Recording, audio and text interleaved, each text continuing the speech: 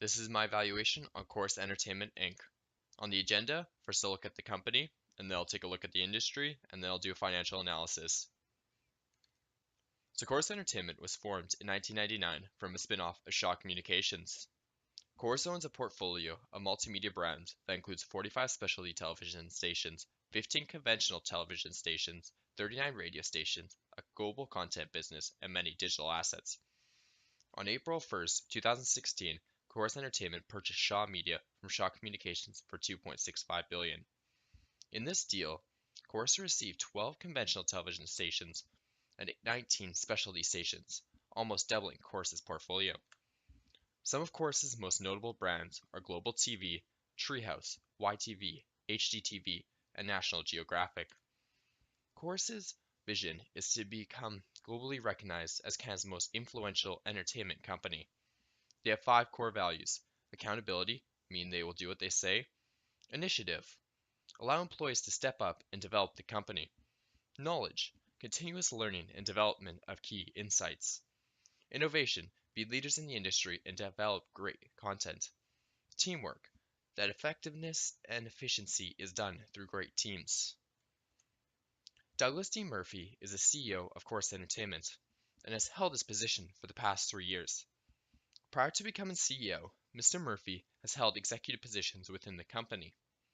Heather Ann Shaw is the executive chair and has held this position since the company's inception in 1999. There are 12 members on the board, 3 of whom are female, and an average tenure of 7.5 years.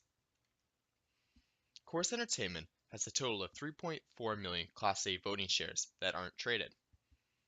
J.R. Shaw and Shaw Family Living Trust own approximately 85% of the Class A voting shares. They also own a majority of the voting shares in Shaw Communications.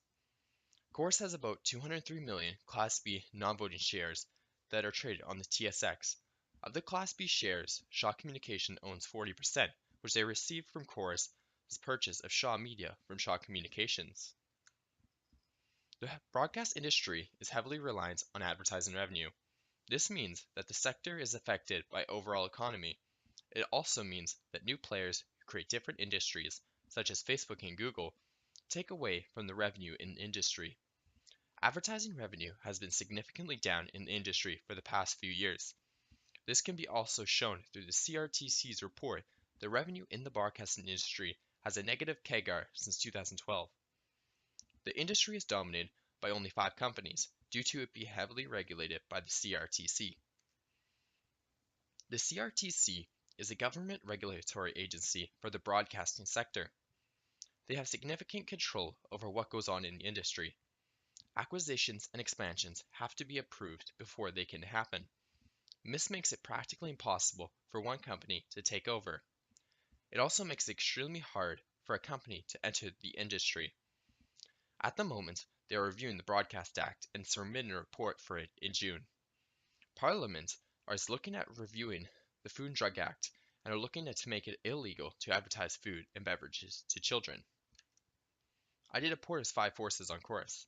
For competition, I ranked them as favorable due to the CRTC regulation, decrease in revenue in the industry, which makes it hard for companies to take Corus in market share. They also have a stable lineup of shows that are fan favorites. For threat substitutes, I ranked as unfavorable. The reason for this is the emerging markets of online streaming. Younger individuals aren't watching television due to products like Netflix, Crave TV, and YouTube. For threat of new entrants, I ranked them as favorable. It is highly unlikely that new companies will emerge in the market because of the CRTC. For power of customers, I ranked them neutral, and power of suppliers, I ranked them favorable, for a total score of 16 out of 25.